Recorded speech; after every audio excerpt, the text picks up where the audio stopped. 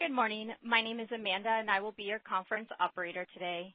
At this time, I'd like to welcome everyone to the Victoria's Secret & Company's third quarter 2025 earnings conference call. Please be advised that today's conference is being recorded. All parties will remain in a listen-only mode until the question-and-answer session of today's call.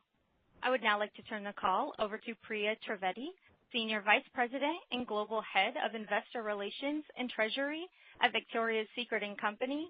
Priya, you may begin. Good morning and welcome to Victoria's Secret & Company's third quarter earnings conference call for the period ended November 1st, 2025. I would like to remind you that any forward-looking statements we may make today are subject to our safe harbor statement found in our SEC filings and in our press releases. Joining me on the call today is Chief Executive Officer Hillary Super and Chief Financial and Operating Officer Scott Sekella. We are available today for approximately 30 minutes to answer any questions. Certain results we discuss on the call today are adjusted results and exclude the impact of certain items described in our press releases and in our SEC filings. Reconciliations of these and other non-GAAP measures to the most comparable GAAP measures are included in our press release, our SEC filings, and in the investor presentation posted on the investor section of our website. With that, I'll turn the call over to Hillary. Thanks, Priya. Good morning, everyone, and thank you for joining us today. I am pleased to share that we delivered standout third quarter results with outperformance on the top and bottom lines that far exceeded the high end of our guidance. These outstanding results reflect what we can achieve as we advance our path to potential strategy, which is built around 4 pillars: supercharging our bra authority, recommitting to pink, fueling growth in beauty, and evolving our brand projection and go-to-market strategy. This is the first quarter that our new leadership team has been fully on board, and their impact is clear. When the implementation of our strategy is aligned and working in concert, it creates a powerful multiplier effect, accelerating global growth, elevating the distinctiveness of our brands, and unlocking greater value across our ecosystem to drive sustained shareholder returns. A great example of this multiplier effect was the iconic Victoria's Secret fashion show. Brand right product, a major upper funnel moment, and digital and social amplification came together, propelling us into the cultural conversation, ultimately driving mind share, customer share, and market share. This translated into tangible business impact, particularly in our intimates business. In the quarter, our intimates business returned to growth, up mid-single digits, resulting in us gaining over 1% share in the U.S. intimates market. Additionally, a big unlock for the quarter was customer acquisition. Before I arrived, there was not enough focus here, and as a result, our active customer base was shrinking. We have made reversing that trend a priority. For the first time this year, our total customer file grew, and importantly, we saw growth coming from an increase in new customers. Now let's walk through third quarter results. We delivered net sales of $1.47 billion, an increase of 9% versus last year, with robust adjusted gross margin expansion of 170 basis points and earnings growth of 45%. This was driven by growth across Victoria's Secret, PINK, and Beauty, and underpinned by broad-based outperformance across channels and geographies. Our international business continues to grow at an accelerated pace, with Q3 marking our third consecutive quarter of double-digit retail sales growth. Sales were up over 30% during the quarter, driven by exceptional performance in China, primarily in the digital channel. In late October, we saw a strong start to the 11/11 Singles Day selling period. These results continue to affirm our brand's global appeal and international's role as a growth engine. With Black Friday and Cyber Monday behind us, our fourth quarter is off to a strong start. We saw our highest Black Friday customer turnout since our spinoff, with roughly 1 million customers shopping our brands in North America, up high single digits from last year, and a strong engagement from new customers. Building on our third quarter outperformance and the momentum of the fourth quarter, we are raising our outlook for the year. With the strength of 2 iconic brands and a thoughtfully curated product assortment, amplified by our merchandising and marketing strategies, we are well positioned to deliver a strong holiday season and a solid finish to fiscal 2025. Now let's turn to a signature brand moment for us as the world's leading intimates brand. the Victoria's Secret Fashion Show, which celebrated the new era of sexy, masterfully blended pop culture with storytelling. It was a full-force celebration of our community, brought to life by a dynamic lineup of global music artists, including Madison Beer, Karol G, Twice, and Missy Elliott, alongside iconic runway talent and fresh faces. Pink's moment in the spotlight sparked tremendous excitement, amplifying the impact of the entire event and elevating the experience for fans around the world. The show once again became a cultural phenomenon. In the 4 weeks following the show, streaming views reached approximately 61 million, up over 60% versus last year. We gained nearly 9 million new social followers, and total media impressions hit 51 billion, an increase of over 30% versus last year. On show day alone, the event dominated fashion media, with over 42 billion impressions, while traffic to our site surged over 60% year over year, converting over 15% more new customers. Post-show, Victoria's Secret kept the cultural spotlight, converting the buzz into measurable business results as engagement soared across search volume, click-through rates, positive sentiment, and brand desire.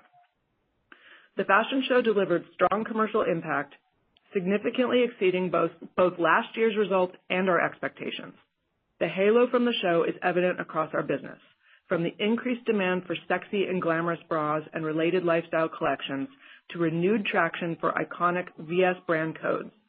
Shoppable product linked to the event doubled year over year, with several key styles selling out. We also launched our holiday collection alongside the show, which started strong in the third quarter and continues to perform well. The show serves as a powerful customer acquisition engine. We saw double-digit growth in new and reactivated customers following the event, with particularly strong traction among the 18 to 34-year age group. The show remains an unrivaled cultural event, fueling growth, brand love, and engagement, while reinforcing our leadership in the global intimates market. This year's fashion show was a defining moment, allowing us to show the world how we've evolved into our new era of sexy. In this era, beauty is no longer a singular standard. It's on her own terms, a conscious, liberating choice. Some of this shift is subtle. It's in the tone, the gaze, the feeling. And some of it is unmistakable. More diverse bodies and ages, a fuller spectrum that's joyful at its core, and an expanded product assortment that empowers her to feel exactly how she wants. Our role isn't to dictate or to define. It's to meet women where they are, to inspire them, listen to them, and reflect the many ways they show up today. Now let's review the meaningful progress we made in the third quarter across each pillar of our Path to Potential strategy. Turning to our first strategic pillar, supercharging our bra authority. Bras are the heart of our business, and we are a market leader in the bra category. We want to reinforce our position as her number one destination for all bras, because when we win in bras, it creates a halo effect across our entire brand. Our bra customer is among our most valuable and loyal. She spends more, visits us more frequently, and shops additional categories, reinforcing her connection with us. To achieve this, we are delivering market-leading innovation with style and fashion that solves real lifestyle needs. We are educating with authority to showcase our expertise. We are amplifying our digital marketing voice through a social-first approach to attract new customers and grow the value of existing ones. And we are elevating the experience with bra-fitting experts in top stores and creating emotional, connected digital experiences. These actions position us to unlock significant growth and deepen loyalty through an exceptional bra experience. The third quarter showcased our ability to win across the bra lifestyle spectrum with a frequent drumbeat of fashion and innovation complemented by sharp messaging. The Body by Victoria Flex Factor bra, with the tagline "Better Than Braless," delivered casual comfort and innovation and has quickly become one of our top styles, driving incremental growth. Ahead of our fashion show, we activated a sophisticated campaign for the Very Sexy franchise, which delivered impressive results. Finally, in sport, we expanded our range of support levels, reinforcing our authority in sports bras across all wearing occasions. In North America, our Victoria's Secret bra business delivered a mid-single-digit increase in the third quarter, signaling a strong return to growth in the category. Performance was steady throughout the quarter across our bra offering, from casual to sexy and glamour, with the latter accelerating with the heightened interest around the fashion show. As a result, we grew our share of the U.S. bra market by low single digits, a nice acceleration from last quarter. By connecting emotionally with the customer, we've been able to increase regular price selling, pull back on promotions, and execute select strategic price increases, all while growing the bra base business. As our bra category accelerated, so did the rest of Victoria's Secret brand. For the fourth quarter, we've been very pleased with the response to our intimates collection thus far, and momentum continues to build. The VS lifestyle extends into sexy and casual sleepwear and gift sets, a key gifting category for the quarter. Then as we transition into post-holiday, we are excited to unveil a fresh Valentine's Day assortment designed to keep our customer engaged and inspired. The Victoria's Secret brand proposition of sexy, glamorous, and luxurious is clearly resonating. The customer is responding, returning, and re-engaging with the brand. As we continue to innovate, deliver differentiated product, and communicate in compelling ways, we are not just succeeding, we are gaining share. Our next pillar is recommitting to PINK. PINK has long been an iconic, immediately recognizable, and beloved brand. We are focused on returning PINK to its roots as a lifestyle brand designed for 18 to 24-year-olds, a segment we pioneered and once dominated. That means reestablishing PINK's identity as digitally first and socially driven while staying true to its DNA, bold, playful, and irreverent. This is at the heart of everything we do, from product design to storytelling. By showing up in the moments that matter most to her and creating compelling products and experiences, we are building the emotional connections needed to win her loyalty for the long term. PINK delivered an outstanding third quarter, with double-digit sales growth accelerating from the second quarter. As we increase our apparel penetration, we are delivering frequent fashion to create a steady drumbeat of newness. We showed up in key moments like back to school, game day, and Halloween, supported by culturally relevant and entertainment-led digital and social content. Our record-breaking Love Shack Fancy collaboration and PINK's inclusion in the fashion show also fueled awareness and connection. Our Love Shack Fancy collaboration was highly successful. We teased the launch on our social channels and hosted a pop-up event in New York City with media and influencers. At launch, traffic to our site soared, and we logged our highest 5 minutes of digital volume ever. Importantly, this was all at regular price and incremental to the base PINK business. This buzz translated into authentic brand content that drove engagement across social channels. Nearly 15% of customers shopping this collaboration were new or reactivated. PINK also took center stage at the fashion show with the K-pop sensation Twice and a lineup of talent that appeals to Gen Z. This collaboration resonated with our target customer and reintroduced PINK to their highly engaged fan bases. The Wear Everywhere bra worn by Twice sold out following the performance, and related content on social media went viral, generating over 52 million views to date. PINK Intimates also returned to growth, signaling positive momentum across the brand. This remarkable post-show lift in PINK Intimates reinforced a key insight. With the right innovation and brand experience, PINK Intimates can unlock meaningful growth. PINK has gotten off to a strong start in the fourth quarter. Earlier this week, we launched our second collaboration with Love Shack Fancy. PINK is regaining its spark, and we are confident in our strategy to drive growth, deepen customer connection, and build long-term brand value. Our next pillar is fueling growth in beauty, a powerhouse business nearing $1 billion in net sales in North America. Beauty is a high-frequency category, and our beauty customer is our second most valuable in spend. Yet only 40% of our customers purchase beauty, which is a clear opportunity. To capture this, we are investing in talent to scale Victoria's Secret Beauty, build a differentiated offering for PINK Beauty, and strengthen our innovation pipeline. We're putting innovation at the forefront while enhancing merchandising and speed-to-market capabilities to consistently deliver fresh, exciting products. With a strong team in place, we see tremendous runway for growth in North America and internationally. In the third quarter, our beauty business grew low single digits, building on last year's mid-teens increase. An important reason our business is thriving is because we listen and act. After last year's fashion show, customers asked for more glamour, so we delivered runway exclusives, and the response was electric. This year, the customer buzz after the fashion show got even louder, and we are turning those insights into innovation for our upcoming product launches. Scent is our secret weapon. It creates lifelong memories and a deep emotional connection with our brand. You see it with Bombshell, which is America's #1 fragrance. This quarter, we introduced the holiday edition of Bombshell and launched our first integrated lifestyle campaign for the Very Sexy franchise, bringing together intimates and the restaged fragrance, which drove solid growth. For the fourth quarter, beauty is a key gifting category. We have a full selection of fine fragrances, mists, and beautifully packaged gift sets heading into the holiday season. We are investing in the future of this business to innovate and differentiate to capture market share across North America and internationally, where beauty is a key category. Finally, evolving our brand projection and go-to-market pillar. We are creating a compelling shift in our market presence, more purposeful, more provocative, and more aligned with who our customer is today. Our focus is on driving brand heat to reclaim mind share, which ultimately fuels market share and growth. Over the past year, we clarified our target customer for each brand's positioning.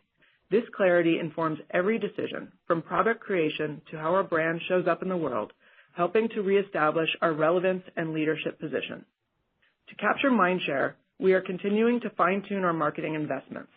This includes right-sizing direct mail spend to protect our most valuable customers while investing in digital and social marketing. We are leveraging owned channels that reach more than 145 million followers and expanding influencer campaigns, all with a sharp focus on acquiring new customers. We are delivering bold, entertainment-led creative content that is forging an emotional connection. Our approach is working. The momentum in brand buzz and mindshare gains are evident with the commercial success of our Flex Factor bra launch in late July, Love Shack Fancy collaboration in early August, and the ultimate cultural moment, our fashion show in mid-October. This strategic marketing shift, combined with our product initiative, is also driving meaningful customer growth. In the third quarter, our total customer file grew low single digits, a significant improvement over the second quarter. We saw gains across all customer segments, new, reactivated, and active, with our new customers showing the biggest shift in trend. Additionally, we saw nice increases in both the number of customers and average sales per customer across all income cohorts. Our gains in mindshare and customer share are translating into market share. In the third quarter, despite the total U.S. intimates market declining, we grew our share of the market by over 1%, driven by growth across our intimates business. This was our second consecutive quarter of gaining market share, reinforcing that our growth is not dependent on the category growing. It comes from creating desire, building brand heat, and providing exceptional customer experiences. Our brand projection and marketing efforts are delivering heightened awareness, deeper affinity, and increased relevance. Victoria's Secret is now dominating the conversation and moving into the center of culture, converting buzz into measurable business impact and market share gains. In closing, we delivered a standout third quarter with sales and earnings growth that positions us to raise our outlook for the year. We feel confident in our ability to execute, but are being thoughtful about the consumer, particularly post-holiday. We are heading into the holiday season with momentum and are well positioned to deliver a strong finish for the year. I would like to thank our incredible, talented, and passionate teams for their tireless work in driving our transformation strategy forward and for delivering exceptional service to our customers every day. When the implementation of our Path to Potential strategy is aligned and working in concert, it creates a powerful multiplier effect, unlocking greater value across our ecosystem. We are reinforcing our leadership in global intimates and beauty to drive sustained, long-term, profitable growth. I will now turn it over to Scott to provide a financial overview of the quarter and our updated fiscal 2025 guidance. Scott? Thanks, Hillary, and thank you, everyone, for joining today's call. Our third quarter results significantly exceeded expectations, building on the momentum from our strong first half of the year. This outperformance was broad-based and reflects continued progress on our Path to Potential strategy. We continue to focus on the fundamentals while prioritizing investments in product innovation, brand strength, and customer experience. These investments are positioning us for long-term differentiation and success. Now, let's turn to our third quarter results in more detail. Net sales for the quarter were $1.472 billion, an increase of $125 million or 9% over last year, with comparable sales growth of 8%, exceeding the high end of our guidance. These strong results build on last year's third quarter growth of 7%. As Hillary highlighted, these results reflect growth across all businesses, Victoria's Secret, PINK, and Beauty. This momentum was supported by broad-based outperformance across channels and geographies, improved sales metrics, including higher comp traffic in average order value, and increased regular price selling. We saw solid growth leading into the fashion show and then an acceleration following the fashion show. In North America, the Victoria's Secret brand delivered a strong mid-single-digit increase in sales versus last year, while PINK achieved a low double-digit sales increase. Traffic continued to outperform the mall, driven by enhanced product offerings, our digital-first and socially centric marketing approach, and haloed by the fashion show later in the quarter. AURs in the quarter were up 3% compared to last year, and excluding panties, which is a low AUR category, AURs increased 6%. As Hillary highlighted, customers also responded to the frequent drumbeat of newness in the quarter. We were extremely pleased with our performance in intimates in the Victoria's Secret brand, where we saw major trend improvements from the first and second quarter across both bras and panties. Contributing to this improvement was strong demand and regular price selling through the quarter for our full assortment across casual to sexy and glamour bras, with the latter accelerating post-fashion show. Additionally, PINK Intimates returned to growth for the first time in years, a real positive trend shift and a key learning going forward. For the quarter, we grew our market share in U.S. intimates by over 1% compared to last year, driven by increases in our bra business. Beauty again delivered top-line growth, with sales up low single digits over last year, on top of the exceptional results in the third quarter of 2024. Our international business also continued to perform exceptionally well during the quarter. Reported third quarter sales grew 34% to $265 million, reflecting an improvement over a strong second quarter. Approximately 6 points of this sales increase reflect a shift in the reporting of European digital sales, which were previously fulfilled from our U.S. distribution center and recorded in North American direct sales. They are now being fulfilled from our European distribution center as part of our ongoing efforts to enhance international operations and will be reported as part of our international sales. International retail sales grew in the high teens during the quarter, driven by exceptional performance in China, primarily in the digital channel. In late October, we also saw a strong start to the 11/11 Singles Day selling period. International results included low double-digit retail comparable sales gains across both stores and digital, combined with continued new store openings. Third quarter adjusted gross margin dollars were $537 million, with an adjusted gross margin rate of 36.5%, which was 170 basis points above last year and 250 basis points above our guidance. We've built a solid operational foundation, creating a business model that enables us to scale effectively and support the company's growth. This was evident in the significant leverage on our buying and occupancy expenses, which contributed nicely to margin expansion. Additional favorable drivers versus last year included continued strength in regular price selling and a pullback in traditional promotions, resulting in lower discounting throughout the quarter. Altogether, these factors allowed us to more than offset approximately $15 million or 100 basis points in tariffs in the quarter. This operational foundation positions us well for long-term success. Adjusted SG&A dollars were $537 million in the third quarter, and our adjusted SG&A rate was 36.5%, which was 30 basis points better than our guidance and leveraging 30 basis points versus the prior year rate, 36.8%. Our better-than-expected adjusted SG&A rate in the quarter was driven by the sales beat, along with continued disciplined expense management across all aspects of the business. We did make additional strategic marketing investments in the quarter where we saw positive ROAS opportunities. Driven by the sales beat, as well as the disciplined expense management, adjusted operating income for the third quarter was break-even, which was better than our guidance of an adjusted operating loss of $35 million to $55 million.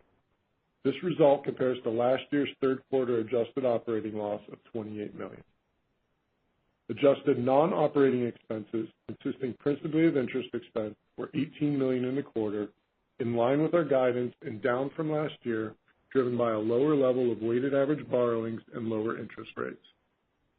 Our third quarter adjusted tax rate was 15%, and our adjusted net loss per share came in at 27 cents, significantly better than our guidance of an adjusted net loss per diluted share of 55 cents to 75 cents and last year's adjusted net loss of 50 cents per share. Turning to the balance sheet, total inventories ended the third quarter up 7% compared to last year and in line with our guidance. From a liquidity standpoint, we ended the third quarter with a cash balance of $249 million, which is $88 million above last year, and our outstanding balance under our $750 million ABL credit facility was $375 million, which was down $65 million from last year. Since the end of the quarter, we have paid off approximately $165 million and expect to fully pay off the outstanding balance this quarter and end the year with full availability under the ABL. Our liquidity position is strong and provides us financial flexibility for continued execution of our strategic pillars. Now, let's turn to our updated outlook for fiscal year 2025. We are raising our full-year outlook for net sales and are now forecasting net sales in the range of $6.45 billion to $6.48 billion, compared to our prior guidance calling for net sales in the range of $6.33 billion to $6.41 billion.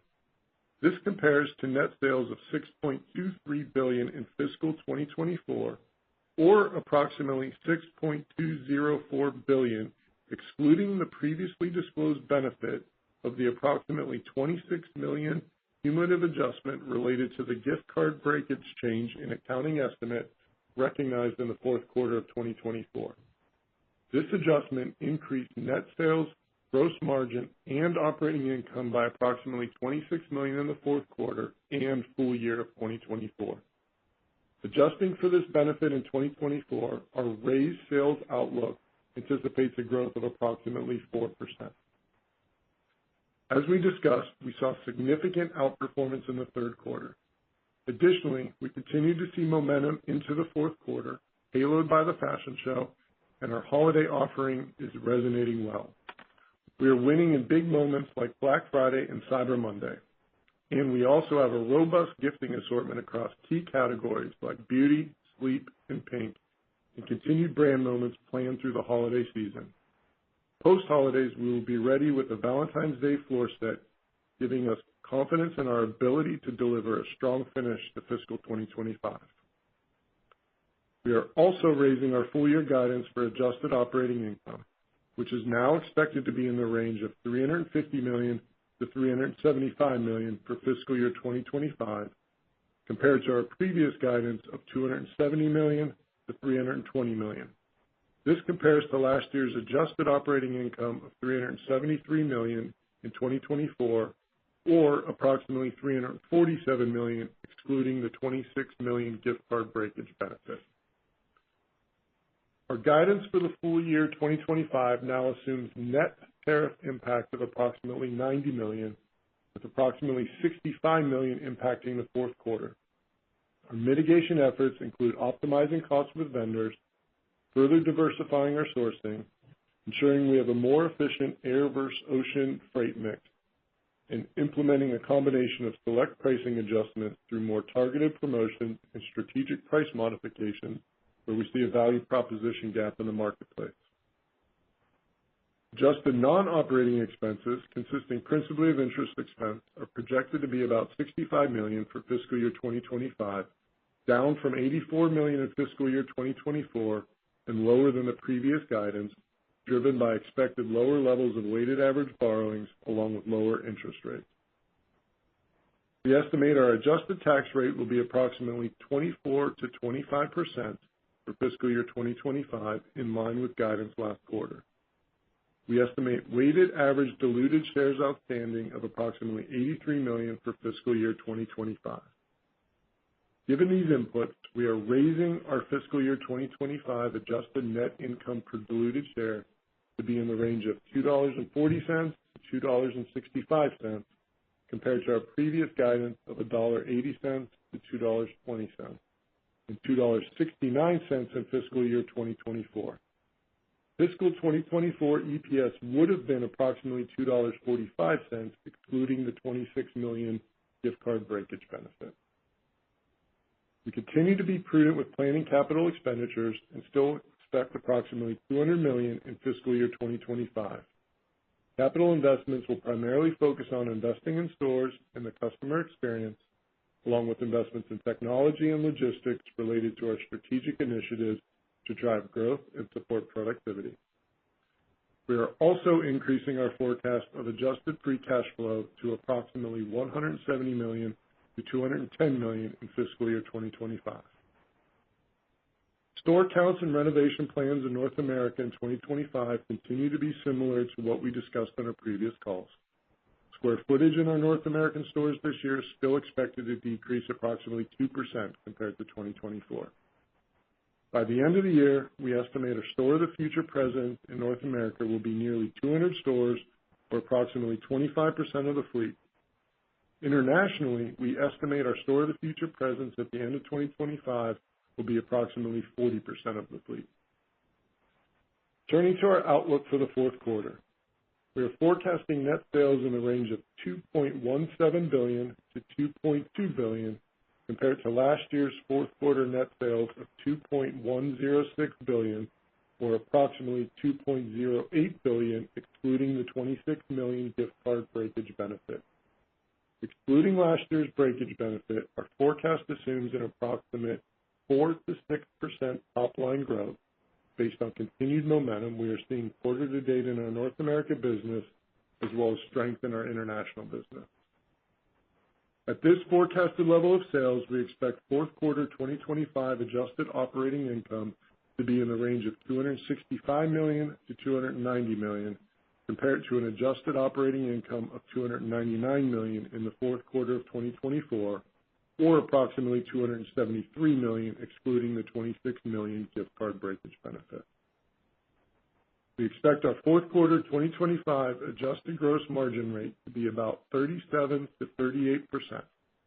For comparison, last year's fourth quarter gross margin rate was 39.7%, or approximately 38.9%, excluding the $26 million gift card breakage benefit. This means we anticipate the fourth quarter 2025 gross margin rate to be down between 90 to 190 basis points year over year.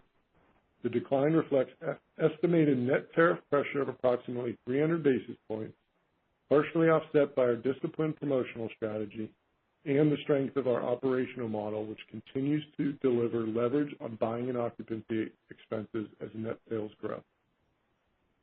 The adjusted SG&A rate in the fourth quarter 2025 is expected to lever slightly compared to the fourth quarter 2024's adjusted rate of 25.4%, or approximately 25.8%, excluding the $26 million gift card breakage benefit. The forecasted increase in SG&A dollars is primarily driven by store labor and other costs to drive top line. We expect total inventories to be up mid-teens % compared to last year. This increase is driven by growth to support business trends, the impact of tariffs, and timing related to our operations, mostly as we strategically shift toward ocean freight from air freight, which results us in taking ownership of inventory earlier as compared to last year. Given these inputs, we are forecasting fourth quarter adjusted earnings per diluted share to be in the range of $2.20 to $2.45, compared to $2.60 in the fourth quarter of 2024, or approximately $2.35, excluding the $26 million gift card breakage benefit. In closing, I want to reiterate a few key points. Our Path to Potential strategy is producing tangible results. We remain focused on managing costs while prioritizing investments in product innovation, brand strength, and customer experience. These efforts, along with the solid operational foundation we have built, enables us to scale effectively and support the company's future growth. We feel confident in our ability to execute, but are being thoughtful about the consumer, particularly post-holiday. Despite the uncertain macro environment, the fundamentals remain strong and resilient. Our outperformance in the third quarter, along with our market share gains and momentum into the fourth quarter, give us confidence in delivering the raised outlook for 2025 and positioning us for long-term success. I would now like to open it up for questions. Operator? Ladies and gentlemen, if you wish to ask a question, please press star one and record your name when prompted. To withdraw your question at any time, you may press star then two. As a reminder, we ask that each participant limit themselves to one question and one follow-up to allow ample time to respond to each participant that may wish to participate in this portion of the call. For our first question, we will go to the line of Marcio Serna with UBS. Your line is open. Great. Good morning, and thanks for taking my question. First, could you elaborate a little bit more on how are you maintaining the momentum so far post the fashion show, and just give a little more detail on initiatives that you're thinking as you look into the start of 26, just to maintain the momentum around the brand. And generally speaking, I guess, where do you see the market share opportunities in bras and beauty, particularly with the comment about PINK Intimate returning to growth? Thank you. Hi, Mauricio. I'll take that one. Momentum post fashion show. We are still in the halo of the fashion show. We see it in our traffic, which has been very, very strong in both channels, particularly in stores. We're seeing it much stronger than the balance of the mall, and internationally, we're seeing just incredible momentum. That is led and grounded by bras and sexy and glamour. And so the messaging from the fashion show and the work that we've done to really build a sharp brand point of view is paying off. The initiatives are the initiatives in the path to potential. We continue to focus on those categories. We are incredibly pleased with the progress we've made in top and bottom line, in increased market share, and in the growth of our customer file, particularly from new and reactivated customers and customers that are coming in on higher AURs and are being compelled by brand and product and not necessarily by deals. So all of that feels really good and feels like things we can continue to play forward and double down on in the future. As we enter 2026, we have a full pipeline of innovation in the bra world in particular, as well as in the beauty world. We are building on what we've learned from partnerships and collaborations in PINK. PINK, we did well, as we said, with Love Shack Fancy. Very, very pleased with that. And there are many things that we have in the future that we can apply those learnings to, as well as PINK in the fashion show was a big surprise for us. The partnership with Twice and the virality of that moment and how it impacted our PINK business was new news for us, and we quickly played that forward and impacted the first quarter of next year. So lots to be excited about here, and with all cylinders firing on our 4 key pillars, we feel very well positioned for 2026. Got it. Just a quick follow-up on the part of promotions. Maybe could you elaborate on strategies in place to keep pulling back on promotions? How much is this lever contributing to gross margin expansion? Hey, Mauricio, it's Scott. I'll take that one. So yeah, we continue to pull back on promotions. We saw a good benefit to our gross margin in Q3, and that's even net of some increases in GWPs. And as we've talked on prior calls, having GWPs as a lever to provide value for customers as we pull back on promos, we've had a lot of success through that. While our promotional level is going to be much more similar in Q4 year over year, we have utilized the GWPs in a way where we've increased the amount that triggers the GWP, and we've seen great success into Q4 and the Black Friday period with that. The demand through our stores was very, very strong for those GWPs and getting customers to come in with a much higher average order value. And as we've talked, promotions will be a multi-year journey, so we'll continue to find these opportunities to drive more regular price selling, pull back on full box promotions, and continue to be more about emotion versus promotion, as Hilaria said. Great. Thanks for that, and congratulations on the results. Thank you. Thank you. Thank you. Our next question comes from Brooke Roach with Goldman Sachs. Your line is open. Good morning, and thank you for taking our question. Hilaria, I wanted to talk a little bit more about the change in rate of new customer acquisition that you're seeing this quarter. Can you talk a little bit about the profile of those customers? Are they younger? Are they higher income? What are you seeing across your brands, particularly in North America? And what drives your plans for marketing as a result as you look ahead into 26? Hi, Brooke. I'm happy to answer that question. So customer acquisition and reactivation is something that we are extremely focused on, very excited about, and happy to report that we are seeing it distorted to 18 to 24-year-olds. So that was our goal. We are seeing that come to life.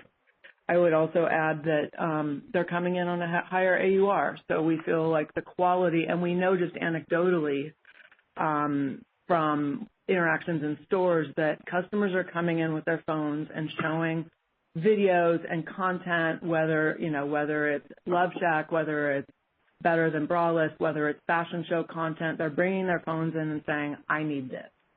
And that is the ultimate goal rather than I want this price point. And so we feel really good about that. In terms of the cohorts, we're seeing growth across all cohorts, maybe a slight uptick in higher income customers on the growth side. But I do want to just add that I know a big question has been how are all income cohorts doing? I'll just take this moment to say that we are seeing consistent positive performance across all income cohorts. And we're really pleased with that and feel like that's a real proof point as we move forward. Great. And then just a follow-up for Scott. Historically, the business had targeted a low double-digit EBIT margin profile. Is this rate achievable in your view, and how are you thinking about the potential pace of expansion offset by any reinvestment to continue the positive comp momentum? Yeah, so we definitely still see a low double-digit operating margin as achievable. I think the question is when over the next couple of years. The margin is continue to expand, number one, as we grow, and we've talked about we have that low leverage point for both our buying and occupancy expenses, but also our SG&A. So as we grow north of 1 to 2%, we're going to expand margin. That's still going to allow us to make select investments back into the business, in particular in marketing. We've had success with some of that where we've seen positive ROAS opportunities, and we'll continue to take advantage of those. But even taking advantage of those, we feel like we can get back to that low double-digit operating margin over the next couple of years through our Path to Potential growth strategy. Great. Thanks so much. Best of luck with holiday. Thanks. Thank you. Our next question comes from Adrienne Yih with Barclays. Your line is open. Great. Thank you so much. And really great to see the stores, the product, the brands really turning.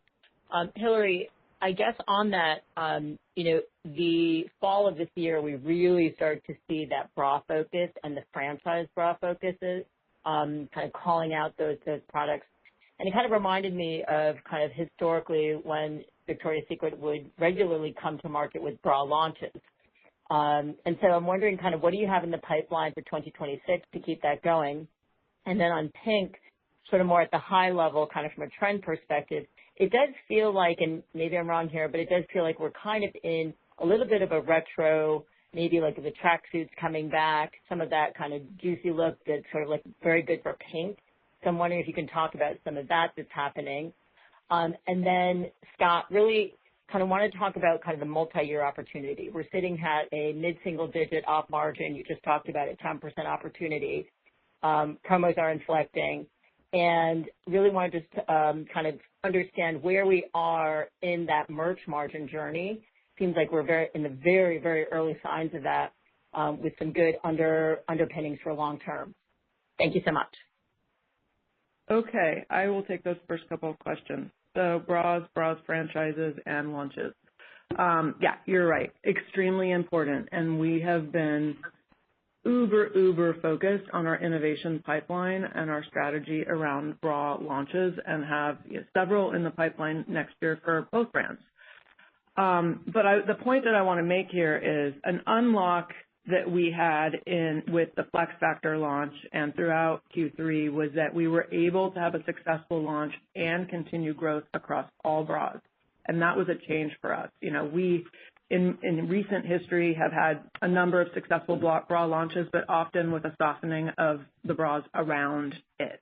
And that was not the case this quarter, and I really credit our full funnel marketing strategy for that was able to talk about multiple things at one time and communicate our full breadth of range and wearing occasions, and we saw major payback for that. And we creatively and emotionally connected with the customer in a way that just drove outsized traffic. So feeling great about the learnings there, feeling great about what's in the pipeline, and very confident that this is just the beginning of bra growth for us as a total company.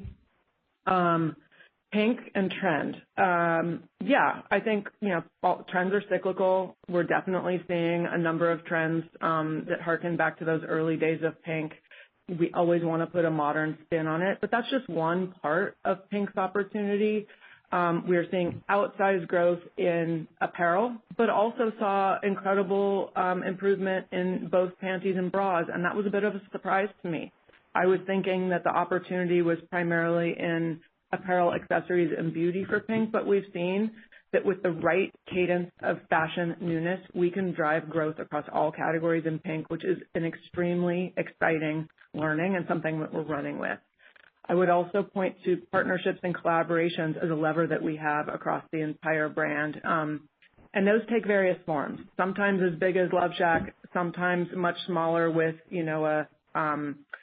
an influential person that we're collaborating with. Sometimes, it's an item rather than an entire collection. So you'll see us dipping our toe into a lot of those different things, but we have clearly seen the power of getting the product right, getting the brand heat right, and having the right media strategy to get that in front of the right audiences is the winning ticket here. And we intend to run with those strategies forward. And Adrienne, it's Scott, taking the last part of your question, and building upon Brooke's question as well, you mentioned promos inflecting, and that's absolutely the case we've been seeing and going to continue to see. But a couple points to just solidify that. AURs in Q2 we talked about were up 1%, but when you exclude panties, they were up 8%. This quarter, as I mentioned on the call, AURs were up 3%, and excluding panties, they're up 6%. So that's both pulling back in promotions, but also driving more full price selling. In Q4, I do expect AURs to be up, probably not to the same degree because it's a heavier promotion quarter, as you know. But that sort of momentum from Q2, Q3 will definitely carry into next year. And again, it's not just promos coming, but it's driving more of our mix into regular price selling. And one sort of anecdote on that, building upon the momentum we have with Pink, and as Hillary was talking about, particularly Pink apparel. Pink apparel, we're seeing double-digit increases in AURs right now because we're driving that newness in that more regular price selling, and so that's going to help build these margins, getting back to that double-digit operating margin over the long term. Fantastic. Great to see the progress. Best of luck. Thank you. Thank you. Our next question comes from Matthew Boss with JP Morgan. Your line is open. Thanks, and congrats on a nice quarter. Thanks, Matt. Hillary, could you speak to the inflection in your performance relative to intimates category growth as we think about market share capture relative to larger picture category trends in the U.S. or globally? And then near term, could you just help break down the cadence of your monthly comps that you saw in the third quarter, particularly October, or the exit rate, and just elaborate on the strong start that you cited to the fourth quarter, maybe relative to 8% comps in the third quarter or relative to second half of the quarter or October? Have you seen any change in momentum or demand? You want to take that one first? Yeah, I'll take the last one first. So we saw strong performance through the entire third quarter.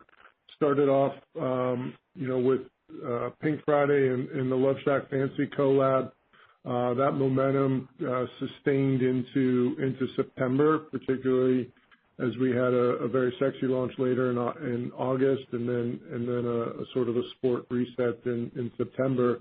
But then the comps really amplified in October with the fashion show, particularly the back half, and sort of the virality of both shoppable collections, but also even the pink and the Wear Everywhere bras. So that momentum we've seen sustained into November through the Black Friday selling period. We are, though, cautious as we get sort of post-holiday. Will we see a broader consumer pullback? And so that's contemplated sort of in our Q4 thinking right now. But the momentum from the fashion shows definitely carried through November into this early December selling period. But I'll let Hillary take the first couple. Okay, so bra performance, intimate performance versus total market share performance. I think what we have learned is that we can continue to perform and grow market share despite the market. And just as a point of reference, we are the number one market shareholder. We all know that, but the next closest is about 8 points less than us. So we really have a hold on this market, and when we execute well and when we connect emotionally with the customer and really talk about our innovation and the value we add to her life, we win, and we're seeing that. Bras and panties both grew market share in the quarter, and panties to a really impressive degree. And we're proud of that, and we see a long runway, and we're excited to keep that going. Scott, maybe just as a follow-up, relative to the benefit from lower promotional activity in the third quarter, I mean, to what extent did you embed opportunity in the fourth quarter, and maybe just what inning overall do you see this opportunity on the promotional front, or is there a way to kind of bifurcate the margin to get to double digits relative to where we're at today? How much of this is promotional activity? How much of this is SG&A? Maybe just any way to break down that delta. Yeah, so tackling the Q4 piece first, there's less promotional benefit in our Q4 margins right now just because it's a heavier promotional quarter, as you know, but there is still a shift to more, I would say, regular price selling, which is a bit different than just a straight pullback in promo. So, and an example is really, we just this week had our second collab on Love Shack Fancy and Pink, and so that's going to be more regular price selling sort of mix than what we've had in the past. And then as you think longer term, the promo piece, I think we're still in sort of the early middle innings, I would say, on the promotional pullback. So it is going to be a multi-year journey, but the number one lever as we think about margin expansion is just how we're going to leverage our solid operational foundation, and that's both on buying and occupancy and SG&A as we grow north of 1% to 2%. That flow through to the bottom line will far outweigh the promotional pullback over the next couple of years. Great color. Best of luck. Thank you. Our next question comes from Dana Telsey with Telsey Group. Your line is open. Hi, good morning, everyone, and congratulations on the nice progress. Two things. As you think about beauty, which I think you've always mentioned is a bigger market than intimate, how do you think about the beauty progress over the next year, what it could do on the top line and how it could impact margins? And then also the marketing being as effective as it is in attracting new customers, any framework of those customers, age, income levels, anything that you're noticing, and what you do differently next year at all to keep the active customer growth going. And then just lastly, Store of the Future. Thoughts on next year for Store of the Future, any changes or enhancements that you want to make? Thank you. Thanks, Dana. I'll start out with the question around beauty. So as you know, beauty has been our stronger business for the last couple of years and has like a very impressive 2-year stack. We have just started really reinvesting in beauty, reinvesting in the innovation pipeline, investing in talent, and thinking about how can we really supercharge this business. So as I think about 2026 and 2027, in 2026, there are a number of insights that we have that are known to us that we can go after, whether it's the fact that only 40% of our current customer base is shopping beauty, and there's a lot within our own internal file that can be claimed and converted, and then continued customer acquisition and really integration of beauty within each brand to be an extension and more connected to each brand. And then Pink Beauty, we've only just very much scratched the surface of. So we think there's a lot of near-term known opportunities for optimization in beauty. In 2027 and beyond, it's really about what's unknown today and the innovation pipeline and reaching into the future and bringing that to market to really excite and delight our customers. So short term, double down on what we know the opportunities are and optimize the business. Slightly longer term, it's really about reaching into the unknown and innovating. Your second question is about marketing and new customers. Okay, so we're very excited about this, both in the new and reactivated. We are seeing an uptick in 18 to 24-year-olds, which is extremely exciting. We're seeing growth across all income cohorts with a slightly larger uptick in high-income customers, but growth across all of them. And I would say most importantly, they were coming into the brand based on product, brand, and emotion and not on promotion. They're coming into the stores. They're showing associates photographs and videos and saying they need this, they want this, and that's exactly the place that we want to be. And so as we continue to fine-tune our brand heat initiatives, as we continue to fine-tune our creative, we're really going hard at what is culturally inspiring in this moment and how do we engage with that new customer. And then I'll tackle the store of the future. We're continuing to look at our store of the future concept and how do we optimize it with the path to potential strategy. So how do we better assort, as we continue to supercharge bras, as we continue to, drive pink, particularly pink apparel. But now with some of the learnings around pink intimates that we had in the quarter, how do we better optimize and assort pink in the stores and differentiate pink in the stores? So I think those are things we're taking away, these learnings, and applying them real time. And it'll, impact not only next year, but I would say the next couple of years. And then I think the last opportunity we're looking at with Store of the Future is how do we drive that cross shop with beauty even better, and so, when we have a very sexy launch, not only on the intimate side, how do we tie in beauty with that sort of stuff? And so, you won't see a wholesale change to Store of the Future, but you'll see these enhancements to help better drive our path to potential strategy.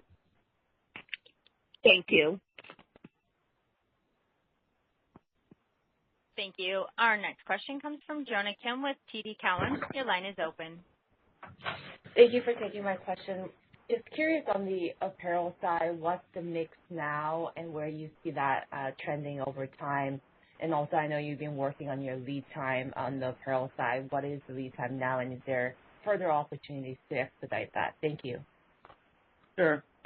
So when we first started talking about the pink apparel opportunity, we had shared that at one point it was about 70-ish% of the business, and it had gone all the way down to mid-30s. It's now above 40% and climbing.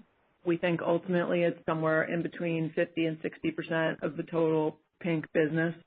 And we are extremely pleased. It was the leading category in the pink business in Q3. We saw that, as Scott mentioned, at much higher AUR, lower discount rate. It was just a very solid business. So lots of optimism about that. We also shared previously that we did the Love Shack Fancy collaboration in 26 weeks. We continue to look for opportunities to shorten timelines and gain that agility. We have a wide range of ways to chase into and make product and get to the market more quickly, and I think we have even, further room that we can go. In some cases, we're doing things like making T-shirts in LA and get those very, very quickly, and, we have core raw materials in all of our top iconic items. We can get into those quickly, sub 26 weeks. And we continue to work on it. So I would say we are, early to mid-inning on our optimization of how we go to market in pink apparel, and lots of opportunity to optimize that in the future. Thank you so much. Thank you. Our next question comes from Marni Shapiro with The Retail Tracker. Your line is open. Hey, guys. Congratulations. The stores have had so much energy. It's been a pleasure to shop. So I'm so curious. I want to dig into beauty a little bit dovetailing on what everybody has said. I really liked your home launch in Victoria's Secret, and I'm curious what you're thinking about in the future specifically. Candles are a big opportunity in general in the market. I thought it looked really beautiful. And then just also in Pink Beauty, there, with this brand coming back and the younger customer coming back in, the younger customer today is much more sophisticated than they were when Pink first launched. And there's a lot of good youth-facing brands that have come to market. So are you seeing a different kind of Pink Beauty? And I would assume, isn't there room for a real Pink Beauty business out there in light of the way the customer has changed? Yes. The short answer is yes. We have recently just made some key hires in this area. A senior leader to oversee VS Beauty and merchandising, and another senior leader to oversee Pink. They were at once a combined role, and as with everything, he focused on the bigger piece. So we see the opportunity. We're going to go after the opportunity, and I couldn't agree more that this is a much more sophisticated consumer than 20 years ago, and I think there's a significant prize ahead for that business. And what a fun job that is. So I think we can't wait to roll our sleeves up and get into that. And then in home, we also think it's beautiful and are excited about it, and we continue to believe it's an opportunity. In hindsight, I think we went, very broad and very large for relatively unknown for us. So we've gotten some very key learnings and are honing in on the best of the best and pushing that forward. And so, we're going to continue to iterate on that category, and we feel good about it. We're proud of it. And then can I just ask one quick follow-up on marketing? You've done a lot of collaborations, a lot of fun things this year. As we think about marketing as a percentage of sales into 26, are you guys going to plan it up, or as sales increase, you're going to keep the percentage spot? What's just the thinking, I guess, behind where marketing spend should be? Yeah, I think you'll see the marketing tick up both in dollars and percent of sales. I don't know that it's going to be a massive jump, but we'll keep inching it up. And we're, as we saw positive ROAS opportunities, we continue to invest in the quarter. So there are even real-time decisions we can make there. And, our working media as a percent of total last year was closer to 70%. It's increasing more to 75% this year. And so even as the spend stays the same, we are shifting more spend into sort of consumer-facing areas. Great. Thanks, guys. Best of luck for holiday. Thank you. Thank you. Our last question will come from Ike Boruchow with Wells Fargo Securities. Your line is open. Hey, everyone. Thanks for squeezing me in. Scott, a couple ones on the gross margin I was hoping to ask. So just the way you're talking about the gift card breakage last year, the gross margin you're planning ex tariffs is up 200 basis points. Is that accurate ballpark? Yeah, that's a good description. Yes. Okay, and that's a little bit lower than the ex tariff gross margin in 3Q because you're not planning as much as you are. So I guess that makes sense. I guess the follow-up question I would have to that is this kind of run rate the way we should think about the first half, assuming tariffs stay in place? And then obviously your margin trajectory is now starting to move up. Does next year kind of act as a buffer year to that just because of the first couple quarters of the year where you have to kind of embed these tariff headwinds into the business? Just kind of curious, how much that throws you off your trajectory, just said differently, can you take margins up next year despite those pressures that you guys have in front of you? Thank you. Yeah, and we're still working through our plans specifically for next year, but as you said, tariffs will be a headwind through the first half as they continue to come on. But the other thing we do have is our mitigation efforts will increase through next year because a big chunk of them really aren't taking hold here till Q4, so we'll be able to anniversary that, plus some of the select price increases we took in back half of this year will help offset in the first part of next year. So there'll be some headwinds continued with tariffs, but the mitigation efforts will be ramping through the year as well. So that's how to think about it right now. Okay, great. Thank you. Thank you. I will now turn the call back to Hillary Super for closing remarks. Thank you, operator. I want to end by expressing my sincere thanks to all of our associates for their passion and hard work, and to our partners, our customers, and our shareholders for their support. We're energized heading into holiday and excited about what's ahead for our brands. I'd like to wish everyone a happy holidays, and we will see you in March. Thank you all for participating in the Victoria's Secret & Company's third quarter 2025 earnings conference call.